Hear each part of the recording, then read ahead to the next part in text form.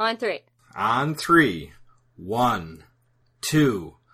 Synthaholics is the Red Travel Podcast.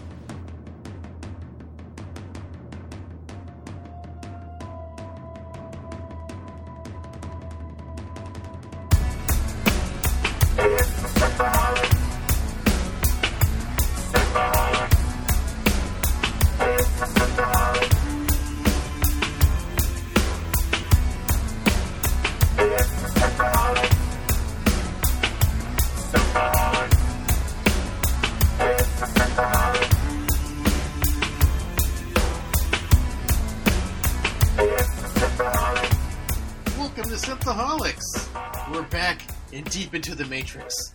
Trench coats, guns, and all. With me is Aaron O'Brien and Holly Michelle Vine. Correction, dishwasher, and spork Fuck! with God damn it! are God with damn it! water. What weren't you water? Don't use our plebe names. Yeah, no. Welcome to Synthaholics. This is your host, Dishwashing Soap. With me is Dishwasher and Spork. There you go. Yeah, so we are back. We are reloaded. We're reloaded. My clip is empty. Now it's full of I was cum. gonna say, I know I'm drinking. Anybody else getting loaded? Yes. I preloaded. That's what the I'm the special Matrix feature. preloaded. The preloaded is actually the title of the behind the scenes on the Reloaded DVD. That's funny. I do have an amendment from last week. Philip, longtime listener, and he's been on a couple of our episodes of Star Trek Discovery. Go give those a listen if you haven't. He reached out to me and said the guy working on Cyberpunk the original person who worked on Cyberpunk 2020 is actually helping CD Projekt Red with Cyberpunk 2027. So I was not aware of that. So thank you for that update. That is good. Don't want to be like Midnight's Edge and Doomcock for purposely giving up misinformation. I like to make things as factual as I can. You Doomcock. Doomcock! We also got news, guys, that there is going to be some more Star Trek shorts coming out. Short tracks. I like Short tracks. them. And we are going to get Spock in number 1. So we've got Ethan Peck coming back as Spock, and we got Rebecca Romaine to come back. And I hope it has something to do with Pon Far. That'd be great. And so we get those two coming back. We don't really know much more about it than that, but that's it. That's exciting. I It's cool. like it. It's good to hear. Yeah, I'd like to hear about that too. Yeah. Yeah, so obviously they're going to bring them out for some reason. Maybe it's just kind of amending the story, or maybe they're going to do more for the Enterprise. I mean, they do have that set, so might as well freaking use it. Yeah, absolutely. Might as well. Might as well use it. And apparently, we mentioned there was some news like last week on a fourth Matrix. And it seems like there's a new article that came out that kind of said that's all hearsay. It's all just someone saying something. There's no firm actual details that we can tell so far. Just people spreading, rumors and not facts quite that maybe Michael B. Jordan could be attached to it in one of the Wachowskis. And those rumors started in 2017. So that was when Michael B. Jordan was really hot from Creed, and so everybody was saying Michael B. Jordan could be this, and he could be this, and he could be that. So, if he is, that's awesome, because I actually really do love him as an actor, but it could just be... Yeah, it could all be hearsay. I've also read things that Keanu Reeves says he would be interested in continuing on with The Matrix if the Wachowskis are involved. I would love And that. right now, there's no solid actual news on whether or not there is going to be a fourth Matrix. Right now, as far as I can tell, it's all hearsay. Well, I was watching some of the special features on Reloaded, as I mentioned, and they designed the video game and the 3 films to be a whole story. So I don't know. That's a bunch of lies. That's what it said. That they built this up as a whole story, and the video game and the Animatrix were supposed to fall. Well, actually, they didn't say about the video game when it was supposed to fall, but the Animatrix was supposed to be in between the movies. Well, yeah, they said the Animatrix was supposed to be between 1 and 2. And then there was the Matrix MMO, which came out, and that's the only thing that the game? takes place. Yeah, it was a video game for the computer. It was an MMO, and it took place after the Matrix trilogy was over. But they filmed that all.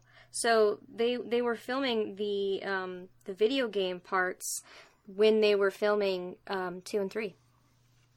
Yeah, they did, and they also like cheaped out. Like they didn't use all the special effects of the video game that they were using on the movie, so they kind of cheaped out on some of those video games. Unfortunately, because they could have done some really neat stuff, and they just didn't. I played the Enter the Matrix video game. I was so excited for it, and I was ultimately fairly disappointed with it, from what I recall. Movie video games rarely live up to. But the thing is, it was supposed to augment the story. It wasn't like playing through the story of the game. So it was his own thing, sort of, and it was still disappointing. So I was kind of like, they could have done better. I think. I don't know what made it. Could have, should have, would have. And I wanted to mention that I have realized that I have not seen 2 or 3, so if you have anything you want to say about the third, please just keep it to yourself until next week, because apparently I've not seen that one.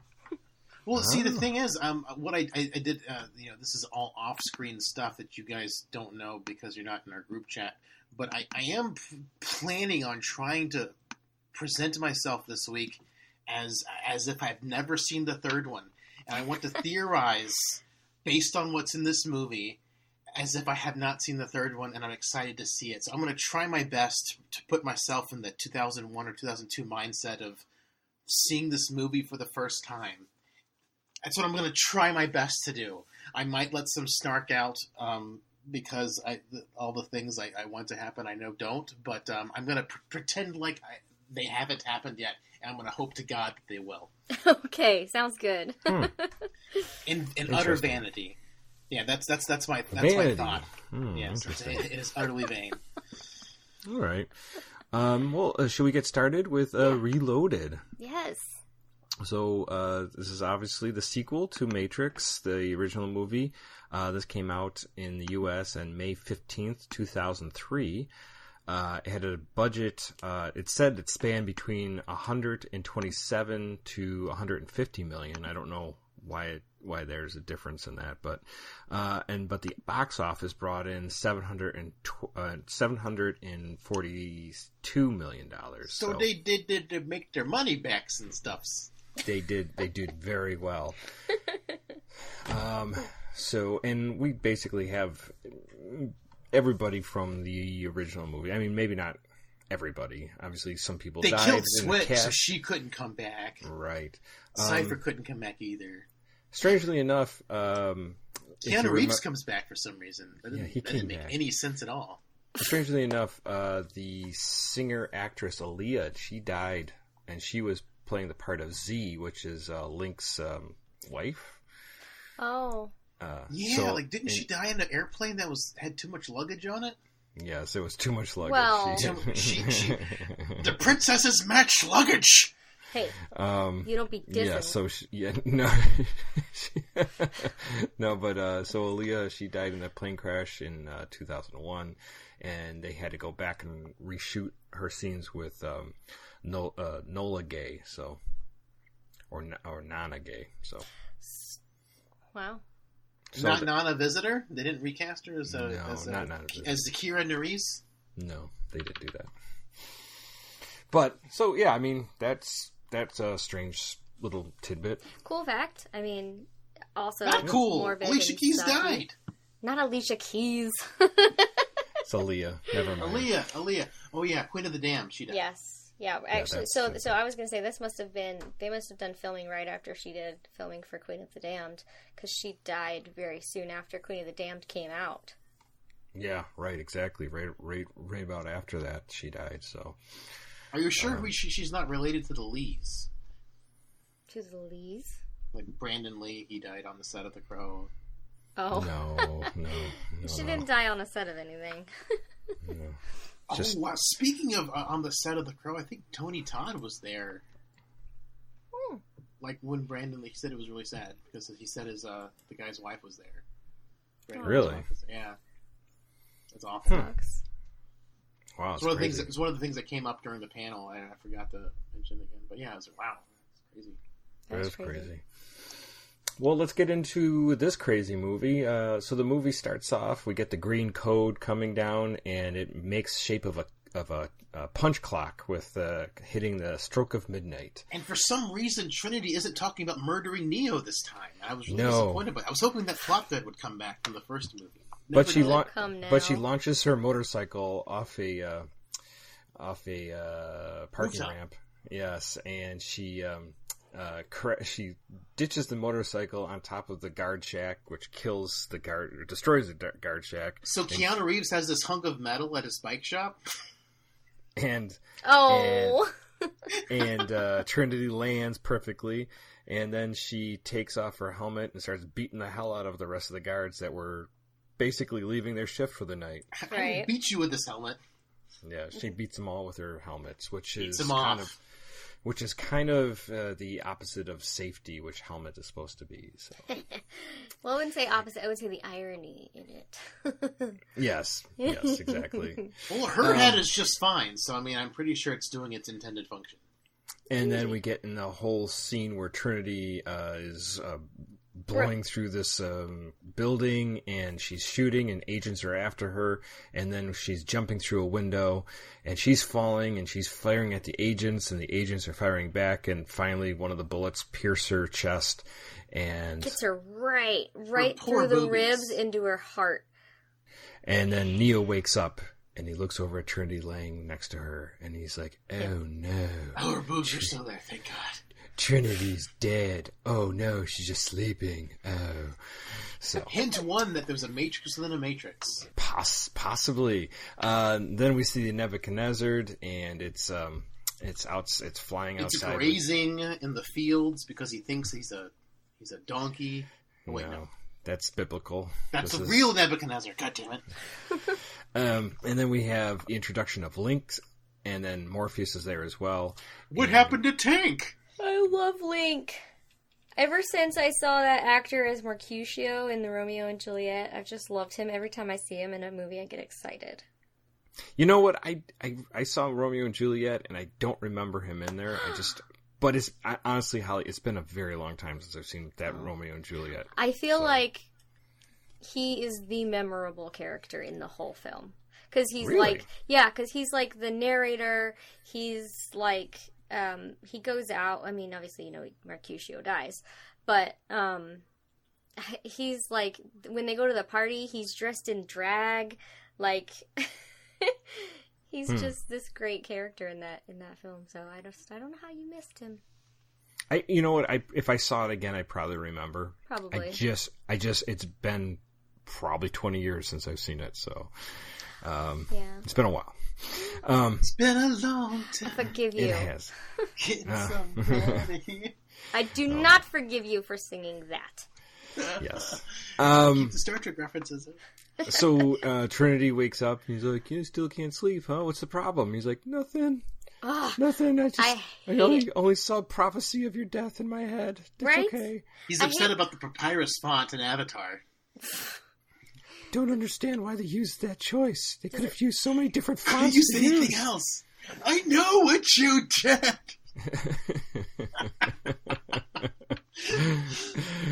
Anyways, so they jump back into the Matrix at this point, and then we're in this underground layer, and there's Nairobi, which is Jada Pinkett Smith, and she's talking to a bunch of other ships' crews that are similar to the Nebuchadnezzar. Hey, do you think we should make our son famous, and even though he can't act? He's like, "Totally, man. You could clean up." Yeah, he makes so much money.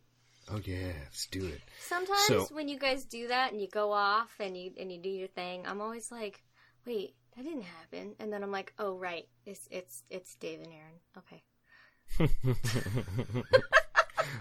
Well, yeah. I mean, you think about it. It's like those are pretty big shoes to fill. I mean, Jada Pinkett Smith, Will Smith, and apparently acting isn't genetic. I mean, No. I don't want to insult the Smith family. So I'm just not going to say anything. You know, if you don't have anything nice to say. If you don't have anything nice to say, don't say it at all. I was really the excited truth for hurts After, sometimes. though. Yeah, Anyways. it just does, yeah. Anyways, back to the dark underground room with Yes. Niobe. Morpheus comes in, and they kind of just he starts talking about the prophecy of Neo, and he wants to consult the Oracle. But, you can tell the rest of the ship's crew are kind of like, oh, Jesus, give it a rest, Morpheus, Morpheus again. You're in the prophecy, Neo's the one. It's like Dane Cook. Fucking Brian's coming. Brian's coming. Fucking Morpheus is here. Talking about his prophecy. Talking about his prophecy. Always talking about the prophecy. Anyway. Up at a little... Cut him down and put a Bible on him. That's right. So up there's a knock on the door, and one of the I don't know what you call them, the rebel crew goons answer the door. Goons is a good description. And it's Agent Smith is there, and I'd like to speak to Mr. Anderson. He's like, I don't know who that is, and then he just says, give this to him if you see him, and he takes an envelope, and he closes the door, and then Neo walks up and he's like, who is that? And it was a little eye slit door thing, little slidey eyes. He didn't open the door. He opened the peak slidey hole. Peaky. Yeah, just the it's the eye hole or whatever glory you hole. call it. Yeah, Not the glory. Just Wrong looking at place. dicks. Wrong place. Agent Smith. Oh, Agent Smith. Whoa, you're Is that a Prince Albert you've got? Oh, that's interesting. That's how Neo knew who it was. Yeah, the penis. The Prince Albert. That's how he knew. That's Agent Smith's wang. All right. I recognize that Prince Albert anyway. Oh, God. So he hands him the envelope, and it is his... earpiece. His earpiece when he was an agent. So... Secret agent, man. Smith. So, and then all of a sudden the door starts getting hammered on, and Neo's like, "Uh-oh, you better get out of here." Upgrades. I'll take care of this. Yeah, and then we had the agents break through, and they are upgrades, and we have Neo fighting agents once again. Woot woot. He does it very lazily. It's like, they're still easy even with the upgrades. I know, it's like him just cutting through butter. He's like, my cum could cut through these guys. What are you talking about? Jesus. I do love the fight scenes in this film. They are much better than the first one. Yes, well, but we can... you gotta remember the first one, it was mostly one-on-one, and this one, it's multi-enemies. Yeah, multiple. At once. Yeah. And that's the good thing about this movie. It's mostly fight scenes. Yeah, that's true. Some of it, yeah. So then we get Neo. After that, he decides he just takes off into the clouds and flies around. And he's doing a Superman thing. He's doing the Superman thing. He goes to the Oracle's apartment where he first met her, and nobody's there. It's all dark. So, then we get the Nebuchadnezzar, and it approaches Zion, and it enters the codes, and they let them into Zion. And this is the first time we get to see Zion. Zion's like a giant city underground. Sewage dump. It's so neat the way they built it. I was so disappointed by this, because they were hyping up Zion was this really cool place, and then you see them in the white rooms with the really cool things, and oh, Zion's gonna look awesome, and then you see it's like a giant dump. I'm like, oh. It doesn't look like a doesn't giant look like a dump. It's dumpy. a mixture of organic and metal's organic as well, but it's earth, it's structure, it's man-made. I thought it was beautiful. It was a good mix of many things, and I thought it was great. I don't mind it. Steampunky than futuristic, though. It is that's steampunky steampunk. because you take what you have and you make it work. But this should be cyberpunk.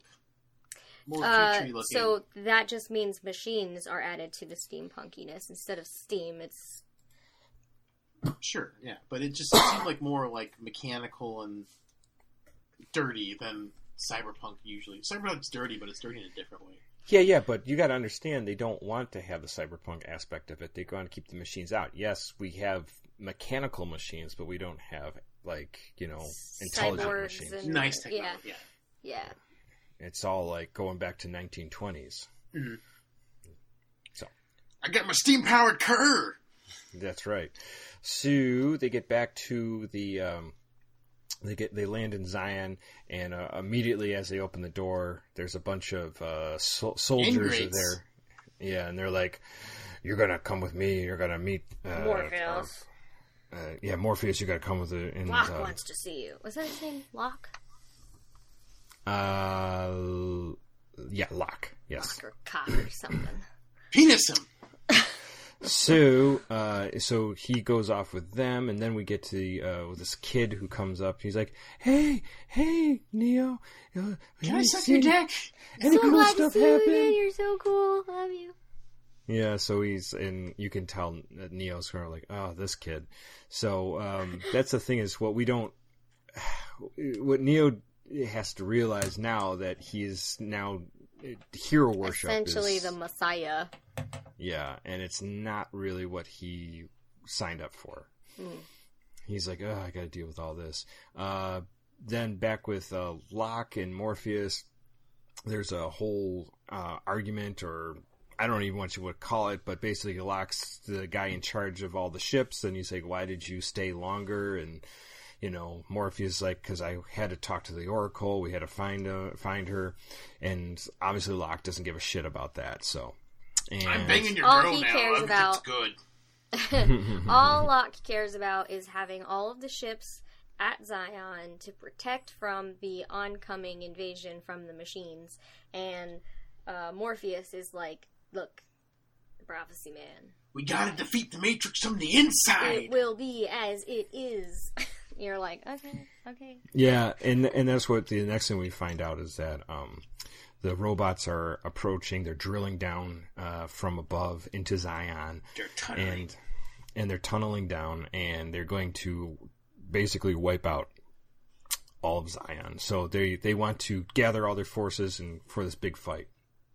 At the same time, we have the counselor Harmon, and he comes in and he kind of diffuses it, the whole thing between Locke and Morpheus, and I don't know, like kind he of really respected Morpheus, and so it kind of put Right. Locke.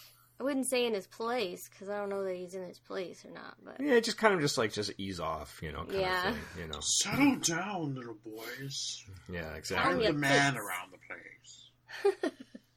Respect my gray hairs, bitches.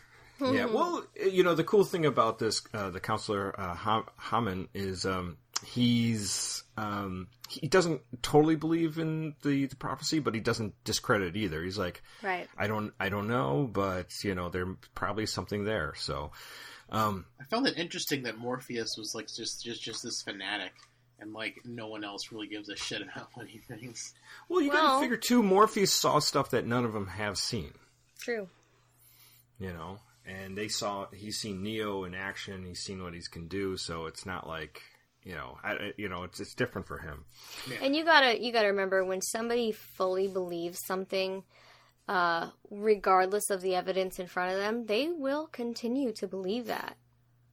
Yes. And as Aaron mentioned, like, there's evidence in front of him, so that just reinforces his belief. Right. So from there we get to the elevator scene, and we can tell that they want to fuck. But Trinity and Neo go up to their room, and they don't make it. But there's about 100 other thousand people that just need Neo's attention. It's like, electronic Jesus, bless my son, bless these blankets. Mm-hmm. And he's like, oh shit, all right. And Trinity's like, they need you too. I'll be in my room waiting. I'll be in my bunk. Right, exactly. So from there, I'll be using my Neo dildo. Link comes home, and his cousins are there, or not cousins. And Zoe from the Fireflies. Yes, I was so excited. Yes, and she's there, but Link's girlfriend Z is not very happy that. Could you imagine Could you imagine you're out on a ship and then she's like, what do you do on that Nebuchadnezzar with that Morpheus all the time? You're gone all the time. No. I swing both ways, baby. There's a lot of men on that ship. It's like a jail cell. You just gotta let it out sometimes. Oh my god. Sometimes Morpheus takes me from behind. No. When I least expect it. I was wondering why the buttholes were empty on the seats. Oh my god. They cut the buttholes out of the seats. Yeah. It's like a donut. You're sitting on a donut just so Morpheus can take you whenever he needs. Is this a toilet? No. Have you My heard dick's just that big. Concerned for you too. Have you heard of my prophecy? The Oracle said I will fuck all the drivers of my ship. I have done so. That's why Tank quit, by the way. His butthole wouldn't close anymore. Tank died. Tank died because Z says that she lost both of her brothers. She did. So he ended up dying. Well, that's what happened after you get shot in the belly with an electric gun and then Morpheus gets horny. I mean, you can't take both in one day. Jesus, man. There's only so much a man can do. His death. Anyway. So we get the little drama between those two.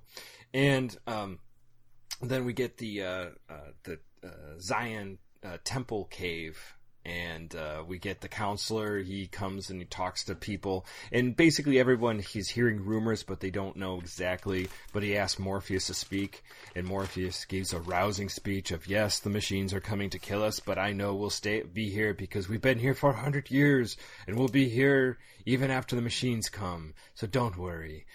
And everyone seems to take heart in his words. And they have a giant rave / orgy, and it's all great. And then Neo and Infinity sneak away. I gotta say, they have private sex while everyone else is having an orgy. It is so uncomfortable and so boring. Took so long. Yes. Like the oh my god, the speech was shorter than the orgy scene. And it was and it wasn't supposed to be an orgy scene. It was supposed to be a celebration of life and all that. But it was an orgy. And uncomfortable, yes, Aaron, and way too long. I remember even when this came out and I saw this in the theater, I was like, when is this ever going to end? This is literally... It was an orgy in slow motion, too. So it was just like... It was boring. Extra long. Honestly, it was nothing even arousing to me. I was just like, this boring, not exciting. And then when it was interlaced with Trinity and Neo's sex scene, which also was boring and PG-13 and way also too long. Somewhat uncomfortable the way it was shot. Like, nothing about that was exciting or titillating. It was just awkward and long. I didn't think it was awkward or long. That was... So, their sex scene was more intimate, less, like... Yeah, but they intertwined it with the... But they intertwined it. They intertwined it with the rave scene. And I think, and I don't guess to know what type of art they were going for, but the whole point of them being secluded and alone was the intimacy, the vulnerability between the two of them. That's what their sex scene was, and everybody else was, we need to live because we have no fear of dying. So that's it. They were each afraid, they're afraid of losing each other. So it's quiet and it's timid, it's mild, and then the orgy is crazy and rampant and ridiculous because they're all like, fuck it. You can do that. There is a different style. I mean, you can do it and still like get the same feeling. The way it was done just was drawn out and not super successful. I mean, I know what they're going for, but it just was like, I don't know. I think it could have been done better. Yeah, it's your last night on Earth. Like, what are you going to do? Yeah. Most sex scenes make me uncomfortable regardless. It doesn't necessarily titillate. So, I was fine with it. It did just take way too long, and yeah, they did have different styles. So, I think it was done on purpose that they were done so differently. I mean, it was definitely done on purpose. I just think it could have been done betterly. Okay. Any way they could have done it, they could have. Even if they just took that scene and they just cut the time in half, it probably would have been a little bit easier for me. Yeah. I've never liked that scene. I don't think it works at all. Okay, then we jump back to the Matrix and we got this guy, Bane, and he with another Darth crew. Bane! Yeah. And they're running from some agents, and as they get to the phone, the one guy gets out, and Bane's remaining, and then who jumps up is Smith, and he puts his hand into Bane's chest, and he's like, "Oh God!" and he's like, "Smith will suffice."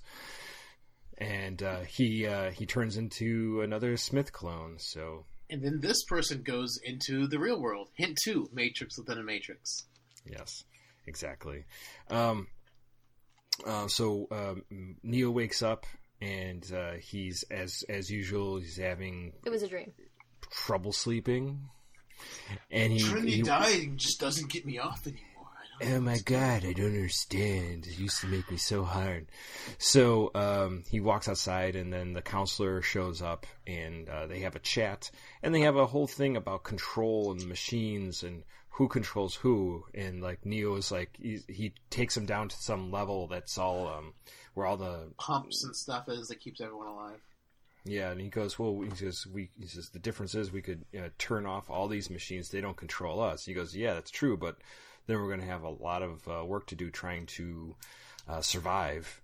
So it was really profound to have that discussion so early on in the film. Yeah, we do. We have a nice talk between what's our relationship with machines and what they are. So, jump to the next morning, and they have a message from the Oracle, and they are Morpheus gets permission to take the ship and go meet with her.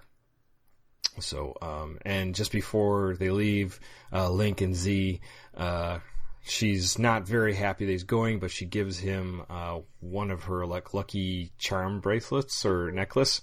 Mm-hmm. So a token. Take my lucky charms. They are magically delicious. Delicious. So. As they're walking out and ready to go, the Bane, the guy got took over by Smith, is walking through the tunnel, and he's cutting his hand, and he's ready to sneak up on Neo. And the last minute, just before he's going to stab him, that little plucky kid comes up and is like, Neo, hey, this kid gave me the spoon. I don't know what it means, but he says you can bend it if you want. No, he said it's really important. He said you know what it means. Yes, so we got the pig, we got that little kid come back. So thank God for the annoying It's not the Death kid. Sticks kid, unfortunately. I'm just the Death Sticks kid. I know. Got any Death Sticks? Got any Death Sticks? So and then Bane kind of like stops and he goes, "Oh, I just want to wish you good luck. Yeah, see you later." Oh, my hand's covered in blood. I don't know what that's about. And then Commander Locke is pissed off at the counselor for giving this, I need all the ships there, and he's kind of just like, yeah, they got to do what they got to do, so let them go do it. Then we get Neo. He's back in the Matrix, and he's in some market, and he comes to I don't know if it's a restaurant or something similar, like a tea shop, and there's a man sitting on a table. His name's Seraph, and he like the font. Yes, just like the font. And I think it's more like the angel, actually. But anyways. Either way. So they start in a fight scene in there, and he just does the fight. He just fights Neo just to find out that if he really is the one. And he goes, "You could just ask me." He goes, "Some things you just have to see for yourself." So. Oh, I loved it. So, what did he say? You never know someone until you fight them. Loved it. Right. So to know thyself, you have to fight yourself. I do that every night. Does that count? Does beating off count? No. Ew. Although you're beating yourself up, so it's kind of fighting, right? No, it's not fighting. So he takes him. Why do they call it cockfighting? They call it self-abuse. They call it cockfighting because roosters are commonly referred to as cocks, and that's a bird fight. Oh, it's not two people whipping. Okay. No, it's not. It's not. It's not less exciting. Those are your clubs you keep going to at night. Well, Holly's got the glory hole down the street from her, so she should know. Well, it's in New York. It's not here. Lots of cockfighting happening there. There's something going on there. So, yeah. So anyway, so they go to meet the Oracle. He takes takes Neo through some door. There's back doors that go off the grid, like You said back Link. door. Well, it is a back door. I didn't say there's a butthole that That's what leads Link to a likes to take hallway. It's a back door. So we get the Oracle again. She's sitting on a bench in a little square, Sitting on a park bench. Sitting on a bench in the park, watching the birds. So she starts talking about like basically free will and choice, and the idea that he offers her to sit down, and he says I felt like sitting, and it's like all these little things like like she's saying that you already make these decisions before they even happen. Which is kind of blowing Neo's mind, and then she starts. Whoa! So she starts talking about how the Matrix works, and she talks about first how there's programs like the birds that control things that are simple programs, and they do what they're supposed to do. Have you ever seen Bigfoot and ghosts? Those are glitches in the Matrix. Werewolves, yes. Vampires, and ghosts. Yeah, so those are glitches in the Matrix. Those are aliens. Those are rogue programs. Those are rogue programs that should have been decommissioned, gone back to the source in the machine mainframe, but they haven't. And but some decide to keep around. So then chilling at Persephone's. So I would like that too. So would I. But so what we have is sentient programs, technically, that are living in the Matrix, and they just don't want to go die. It would be great if the doctor from the Voyager was there, just hanging out with him. Hello, what's your medical emergency? I don't have werewolf anatomy programs. Your cock seems to be all hairy. I have a bald problem, if you haven't noticed.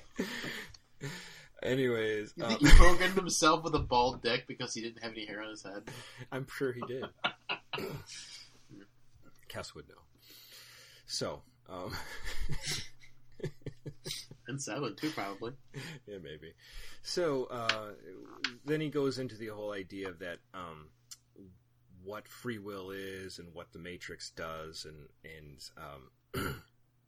and the idea of having free will and choice. So Trinity, he wants to know about Trinity if she lives or dies, and she basically says you already made that choice. There's nothing you can do about it. Basically, it's basically like dominoes. Things are set and things are happening that are going to make those things happen. Choice is an illusion. It's very video game meta, because video games have always kind of like, or more recently, they're trying to give you like the idea that you have a choice in the thing, but it doesn't matter what you choose. Everything you perceive of choosing, it's already been programmed one way or the other. So it's always an illusion of choice. And Neo kind of is freaked out, and he says, I can't accept that, because if Trinity dies, obviously he loves her. And, this is something that Neo's going to wrestle with now he's already started with it, but he's going to wrestle with it even more now, because the Oracle basically is saying that these things are already happening. So there's nothing you can do about it. So next she says that what they need to do is they need to find the Keymaker. And this is owned by an old program from one of the, I don't know if she said the original Matrix iterations, but very, very old. I think he was around since the beginning, because Merovingian later says, I've survived your predecessors and I will survive you. More hints of a Matrix of the Matrix. Right. 3 or 4 now? I'm counting, because it'll matter next week. Right, for the movie, exactly. For the movie I haven't seen yet, it'll matter. Yeah, so the Merovingian is, as she says, is an old and dangerous program, and that he has the Keymaker. It's a very French program, apparently. Oh. I don't think he is French. I think he just has a weird fetish. I have the French fetish. He likes wiping his ass with swearing in French. Sadly. With French swear words. Oh. Are we all Lumiere now? So- I'm certainly lucky you are. It's gonna be a hot one. All right. So Neo needs to go to the source, and this is why they need the key maker. So, and at this point, Seraph comes and tells Erical that she has to leave, and he takes her through a door, and then we get the back into the network, the backdoor network. The backdoor network, and then we get Agent Smith shows up, and he has a little exchange with Neo, and a little exchange. Well, I guess the verbal exchange was short. Yeah, a little back and forth, and then we have the Smith Neo fight where the Smith clones attack Neo, and it just gets fight. Yeah, can we talk about this fight real quick? Yeah. Can we make the conversation about the fight really short, unlike the actual fight scene? It is ridiculously long. I think it's Terribly close. I think it's close to 10 minutes. I could be wrong. It's about like that. a third of the length of the movie. It's very long. No, it's not that long. It was so long. It was almost as long as this uncomfortable sex scene we had sit through. It was definitely longer than the uncomfortable opening, but it reminded me of how long and annoying that scene was too. Do either of you want to talk about it first? Because I just want to rant about this scene. Well, to me, it was just like, first they just kept on upping the ante, so it just kept on getting more and more ridiculous. So first it's like, what, maybe 5 or 6, and then there's like, 12. Thousands. Yeah. And then there's, and then there's literally 50. Yeah, and it just keeps on getting crazier and crazier. Hugo Weaving having one-liners with himself, and me too.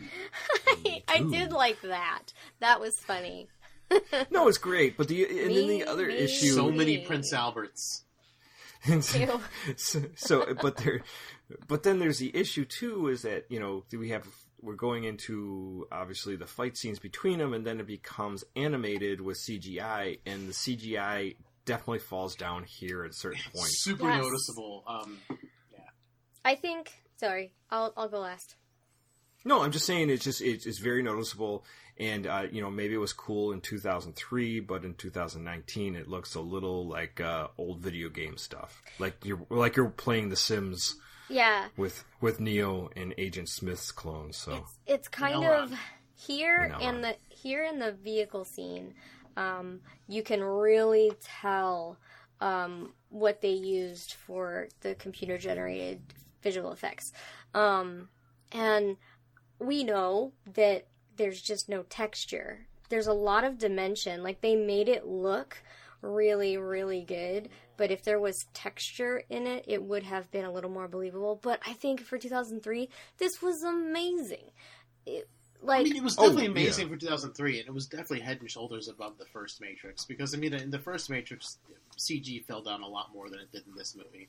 They were trying a lot more things with this movie. They did, yeah. And the budget's 3 times higher, basically, than the first movie's budget. So, they poured a ton into the CG budget, but still, it just doesn't age super great. Yeah. And I do remember when I first saw this movie, I got like, oh my god, come on, oh my god. Like, I was just like, this is so ridiculous. Like, just, it's almost a joke within itself. Like, it's like, and then more Smiths show up, and like, see how crazier and crazier it can get. So, and finally, Neo's like, I can't, get all these guys, and he takes flies away. He flies away. And he needed to have flown away. Get away, gotta fly. I wanna fly away. He should have done that 5 minutes before this. Like, legitimately. It was so save us the pain of it.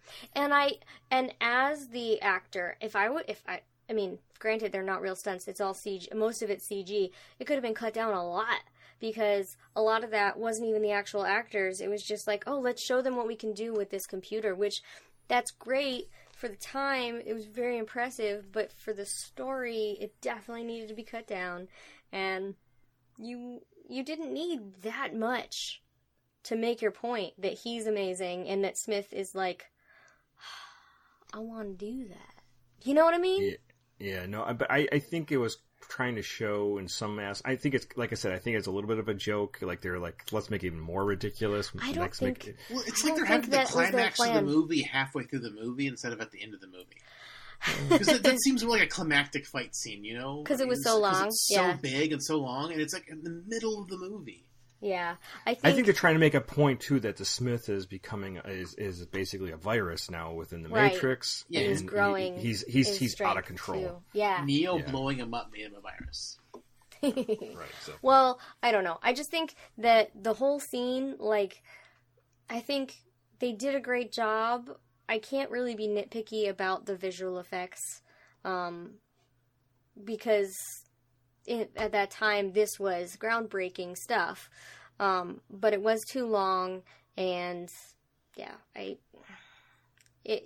wasn't that it was boring, because, like I said, if I was the actor and I got to do all these fight scenes, like, I would be so jazzed. I would be so excited. I'd be ready to just kick some ass, and then that's too much. It's just too much. Yeah. It gets a little too long. It's but for sure. Kind of like this conversation when I was like, "Can we make this short?" Yeah, it wasn't short. No, it's just they should have made it. They should have cut off at least 2 minutes off of it. I think it would have been. I think it would have proved its thing. But what have you? You know, it is what it is. They didn't let us edit it for whatever reason. Well, you know, I'm not an artist, but flow is important. You know, when we, you know, people don't need to know how we do the show, but, like, when we edit this, sometimes we take, like, a couple of milliseconds out just to help with flow, like, just to help with pacing. Same thing with a film. You can't let your audience get bored, especially with a fight scene. And I was bored, and I love fight scenes. So. Yeah. No, and it was a cool fight scene for a lot of reasons. It just way too long. Got bored. From there, we jumped back to Zion. We have a council with all the different ship crews and their captains. And we're giving them more ships. More ships? Why? We can't give them more ships. But we can. But we can't. But we can. Well, yeah. So they, the council wants to see if they can help the Nebuchadnezzar because they haven't heard anything, right? Right. Yeah. And we get Bane really wants his captain to go, and his captain's like, "Fuck you, dude." Yeah, so Captain Soren decides to volunteer, and Niobe, and then Niobe. So much to Cox's Locke's dismay. not happy about that. His dick shrinked up so bad he's like his voice raised a bit. Did anybody else? Can anybody explain the "some things never change and some things do" thing? Just cheesy writing. No. It was supposed to mean something between Locke. It was the relationship, yeah, because she said the thing to Morpheus earlier. Well, Morpheus said it to her, and then she said it to Locke. So I wasn't sure if I missed something. If were Locke and Morpheus friends and now it's before? weird. No, I think it all comes down to obviously Morpheus and Niobe had a relationship, and then for whatever reason that didn't work out, and then she, you know, started dating or, you know, whatever with Locke. Sorry. And and I just think that, you know, when you said you like earlier in with the rave scene, she goes, "Do you still dance?" or you know, whatever. And he goes, "Some things never change," or something like that. And he put his hand out to dance with her. Dance. And he's then like, Locke showed up and he was like, "And some things don't change." Right. And then now she goes, you know, she said the same thing like to some him. things never change. And he's like, "Yeah, because I'm here to help Morpheus, you know, right. That's what I'll never change that. I'll be there for him." So, and that's how I took it. I took it as like she was saying, "Well, my loyalty, not that my loyalty is not to you, my husband, but my, you know, I'm not going to stop backing, but you have changed. Like, you're being a dick, and I don't know what the fuck's up with that, but bye." Locke has got, like, a huge stick up his ass. Yeah. I mean, he just needs to settle the fuck down. I don't know how he gets his pants up over it. I know. He's like, I need the extended pants. So my asshole's distended. I need special pants to cover it. They make those. Justin Bieber started wearing those pants where the crotch is at the knees. Maybe. That's nice. How come that never made it? This you is know the why? new cod piece. This is the new cod piece. Nice. Codpiece 1590, Codpiece 2019. Oh my This God. one has a stick that goes up your ass. Yes. Put it They on. used to put Mr. Locke. codpieces on armor, which is pretty impressive. It's like, stab me in the dick, it won't hurt.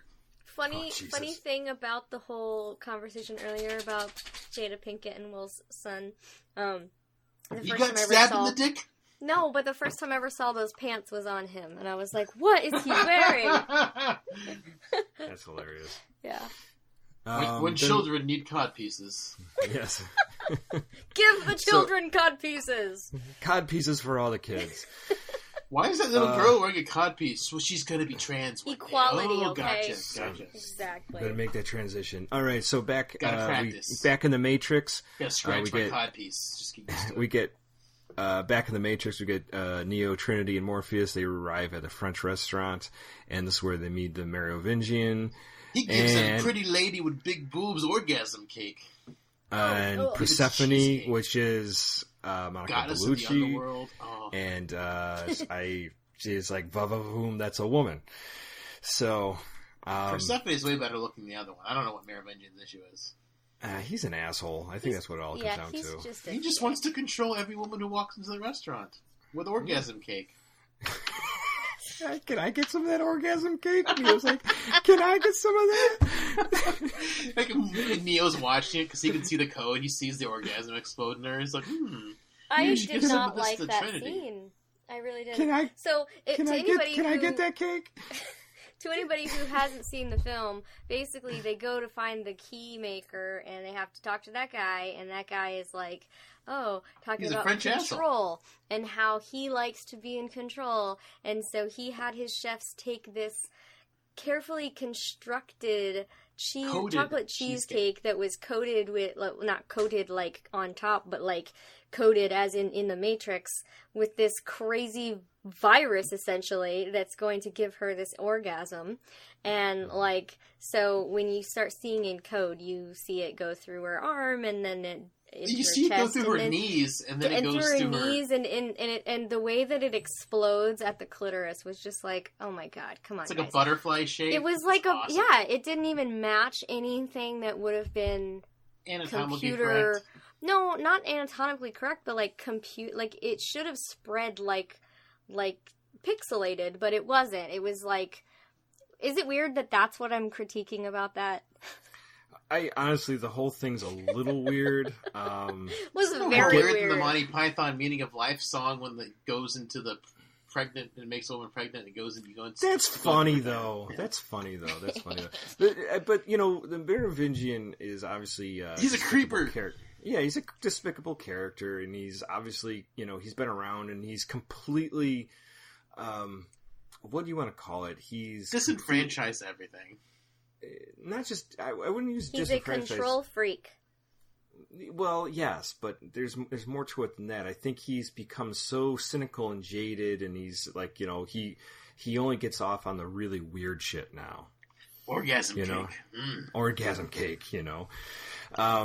So, and then he goes into the whole idea of cause and effect, and he goes, you don't even know why you're asking for the key maker. You don't even know why you want to go to the source. Like, you don't even know what you're asking for. Why do you want it? What do you want to do with it? And they're like, We were just told to. And he's like, well, It since is you're the so way. good at doing what you're told, go back to the Oracle and tell her fuck off, basically. yeah. And then they're like, oh, shit, yeah. I guess we should go do that then. I don't know what else to do. I know. Morpheus, what do we do now? Well, they were quite dismissed. Yes, and so as they're leaving, I have to they take a go- piece.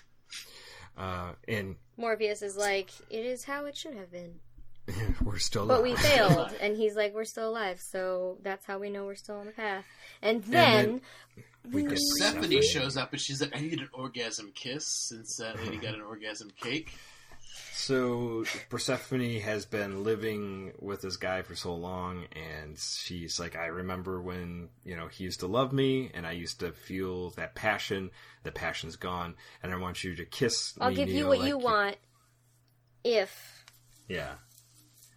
You kiss me like you kiss Trinity. Kiss And at first... chomp. And Kiss me. And then Trinity is like, you know, why don't you kiss this? And pulls out her gun. But they're in the I would Matrix. do the It's same not even their fucking real thing. bodies. I know. I mean, obviously she rolled with it. It's like, it's okay. It's just a kiss, and it's to get this, this key maker. Have you ever had to defend your love in front of somebody? Well, I mean, we're talking about some bigger things than just that. I mean, and they do some pretty crazy shit anyways that are put themselves in far more danger than a kiss. No, I just mean, like, have you ever had to, like, say, whoa, back the fuck up, man. This is my wife. Oh, yeah. Jeez.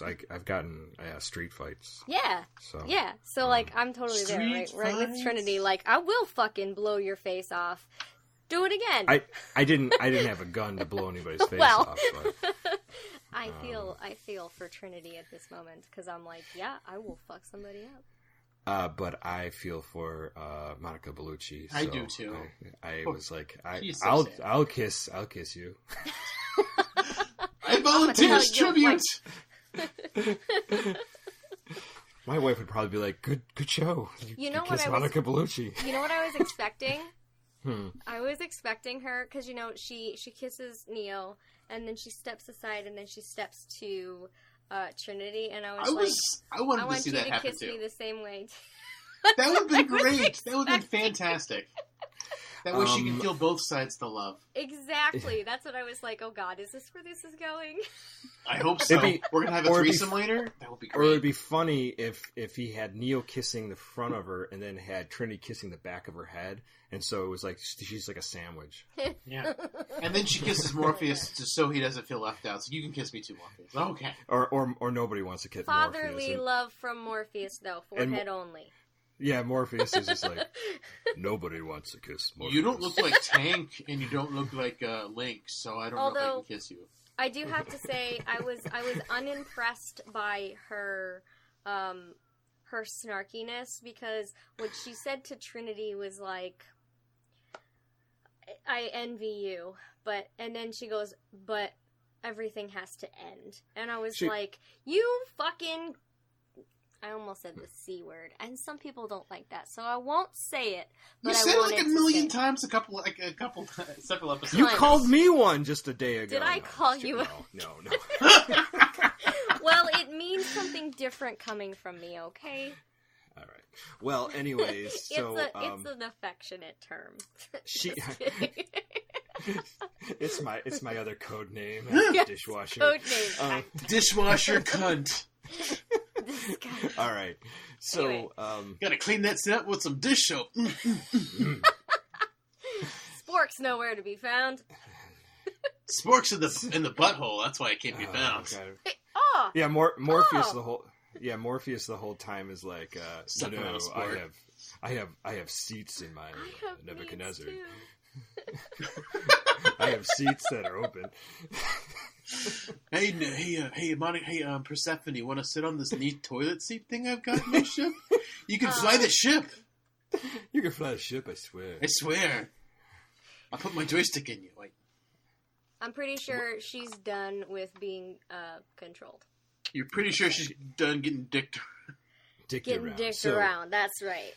So when she gets kissed properly by Neo, she's okay, and she takes him into a back room. Check this out. I carry silver bullets because these guys happen to be Another back werewolves.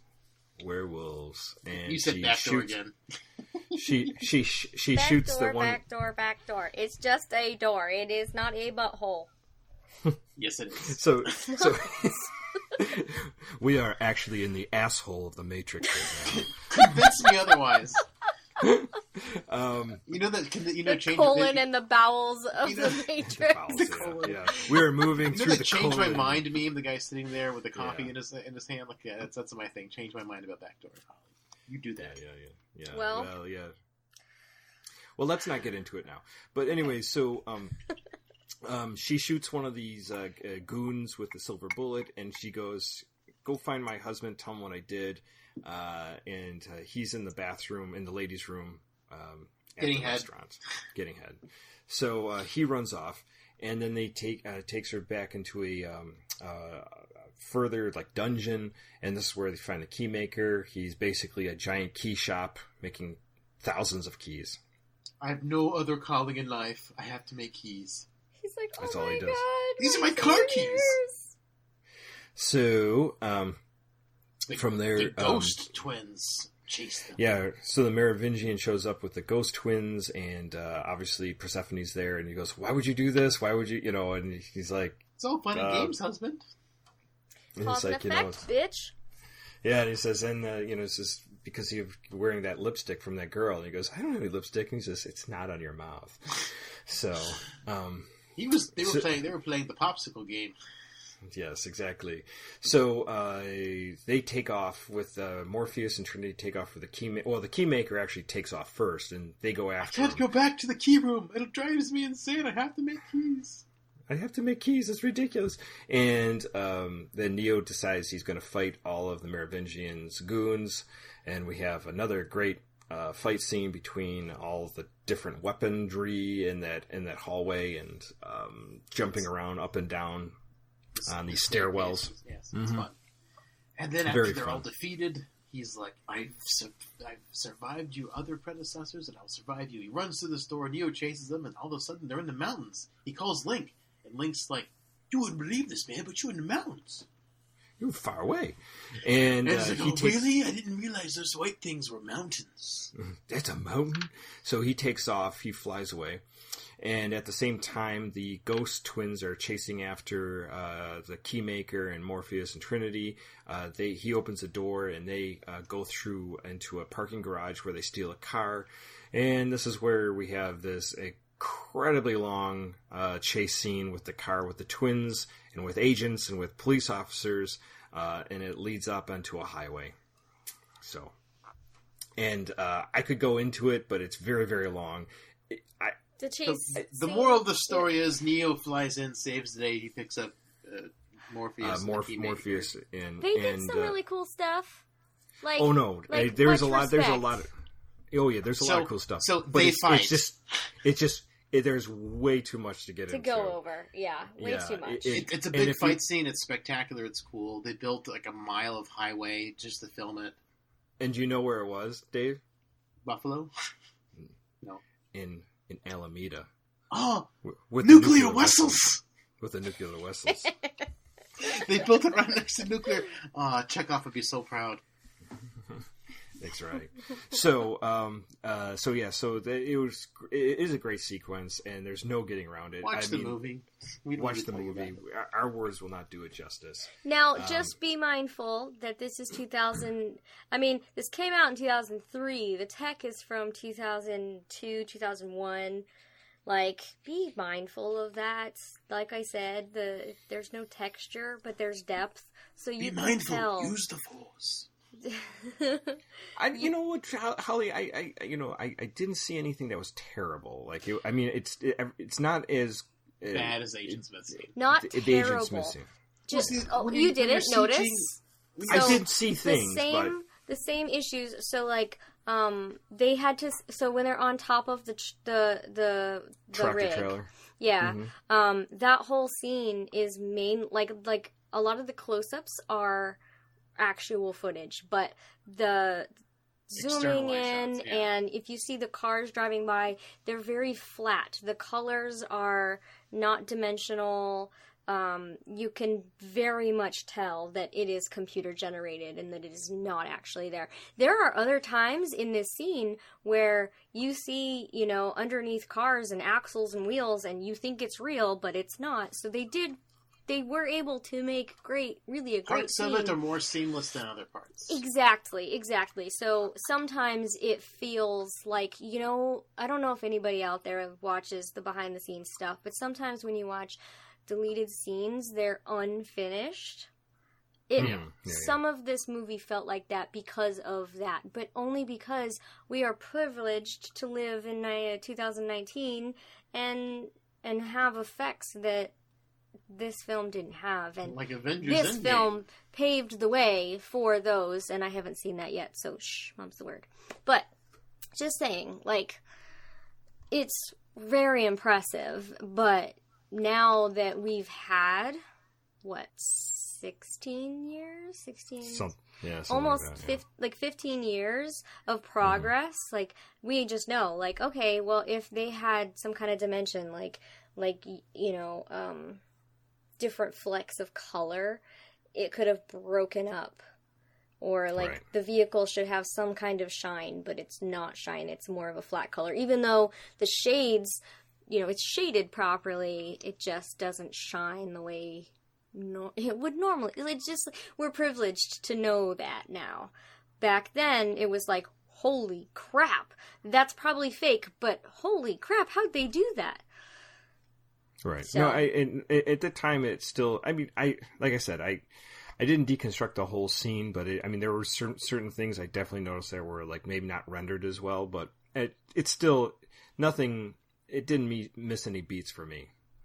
I thought everything was there that needed to be there. Yeah. And it was very exciting. It goes on for a very long time. It's probably almost 15 minutes long, maybe longer. I don't know, but it's a very long time, this chase scene, but they do get away with the key maker, and like you said, Dave, Neo saves Morpheus and the key maker at the last second. Back in Zion, the machines are still drilling through the earth, but they've been slowed down by some iron, but they're going to be there in 9 hours, so they don't have much more time. Back in the Matrix, we have this very long, drawn-out speech with Morpheus that really kind of got under my skin. I don't know how you guys felt about it, but when they were sitting around talking to the Keymaker?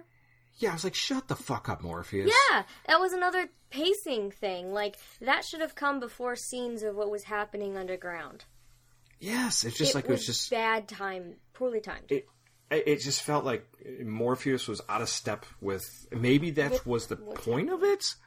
Maybe they were trying to show Morpheus is doing all this lip service, and it's like Morpheus, just shut the fuck up and get moving, But so they've devised a plan where they have to get into this certain floor of this building to enter into this backdoor area to get to the source that the Keymaker can get them into. Mm. But at the same time, they have to cut all the power, which they have to cut the electrical grid 27 blocks. Right, so they basically have to shut down the complete power station. And at the same time, you need somebody to kind of like make sure that the backup generators don't kick back in and get power to it. So they all have their different missions to go through. And Neo and Morpheus and Keymaker are going to be in the building. Nairobi is going to shut off the power station, and then what was the other guy's name? Soren is going to take the emergency network down. So everything starts going into play there. Oh, and Neo asks Trinity to sit this out. He's like, please because don't of go his into visions. Matrix. Yes, he's like, don't go in. And she says, all right, if you say don't go in, I will go in. Can I have some of that cake? Can I have some of that cake while you're gone? So the whole plan goes into starts moving forward, and they shut down the power, and this is where Neo and Morpheus go into the back hallway to the doors, and this is where, unfortunately, Agent Smith is there with all his other Smith They also clones. have the Keymaker. Yes, they have the Keymaker to get get a 10-minute fight scene in the hallway. At the same time, one of the Sentinels come in and get rid of what's his name, Soren's ship, yes. And all three of those guys in the emergency backup they just drop. And this is where Trinity moves into action because she's like, the power's going back on. Thankfully and unthankfully, because they're fighting the Smith's agents, they're unaware. They need more time anyways because he's fighting that. So Trinity plugs herself into the Matrix, and this is where we get the whole sequence. She gets jacked, right? That's how you use that, right? She's jacked in. She jacks off. Yes. She jacks in. Oh, same. Jacking in, jacking out. Jacking in, jacking off. So it's only jacking off if you're in the Matrix and you're just ignorant to the truth. That's true. Listen, you jack off. Jack off.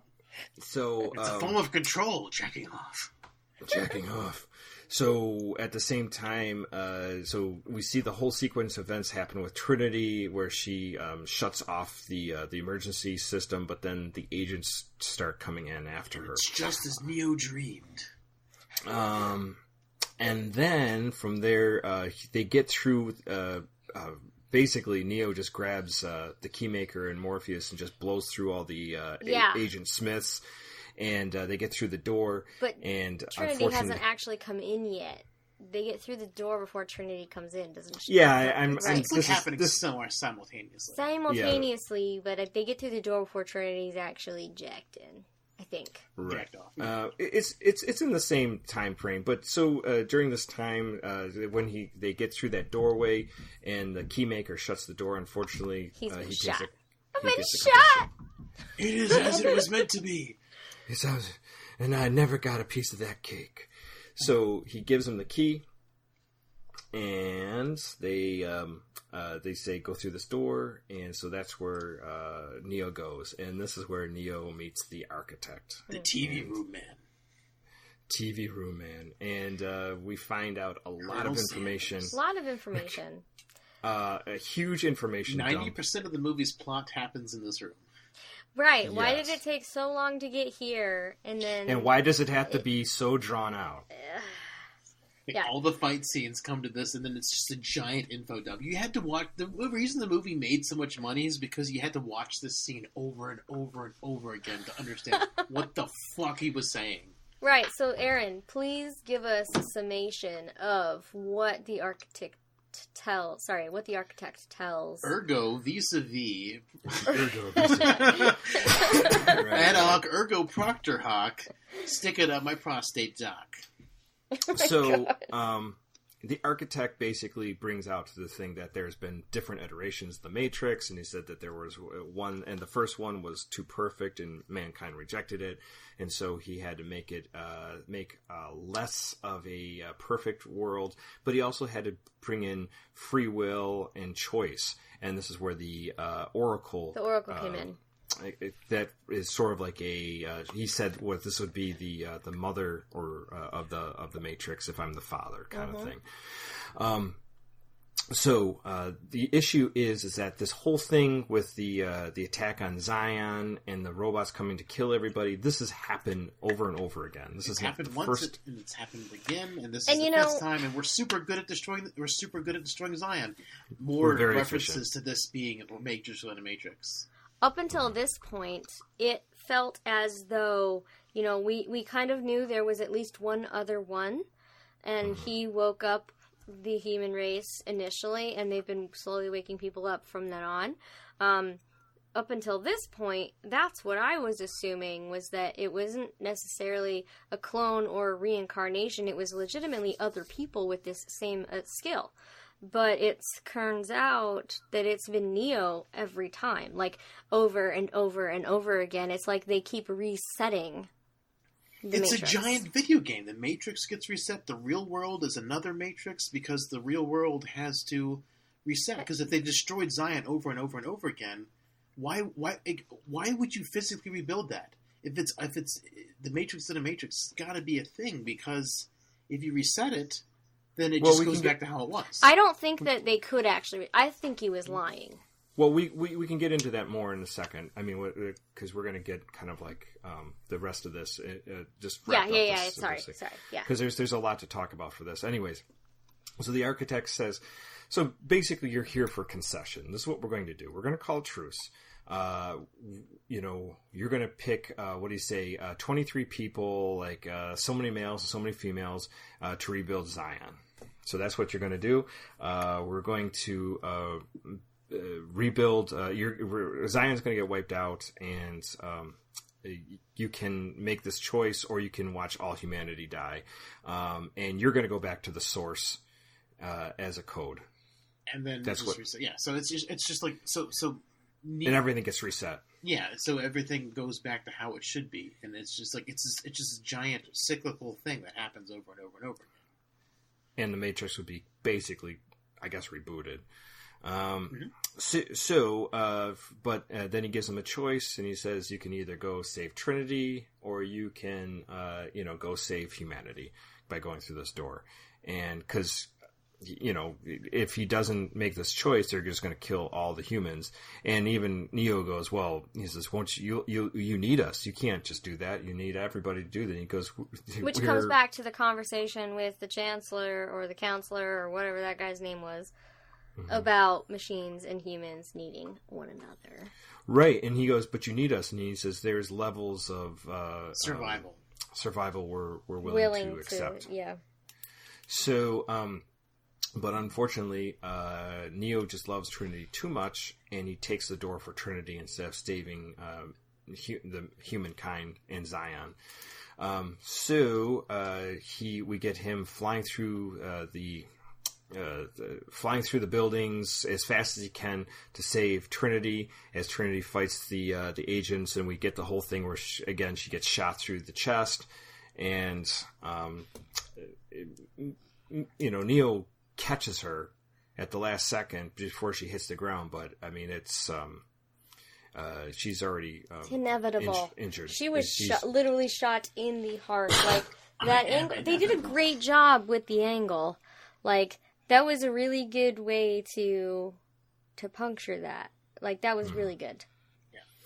No, it was really cool. So up on the rooftop, we have he removes the bullet, but she's still dying, and then he revives her by pumping her heart. Which so when I say I love that they thought to, because in the first film, there's so many things from the first film that are in this film, and this is one of those things. So the fact that they're like, Neo, what do you see when they're talking in the elevator? Like, he sees in code, and he sees that. What is the actual phrase from the little girl? There is no spoon. There is no spoon. Once you realize there is no spoon, you can bend it. Yeah. So, I don't know what the actual thing is. It's a great line, but Tiny Tim. Same thing in this instance. It really translates to the viewer that this is not a world. He can literally put his hand through her because it's all code and pull the bullet out.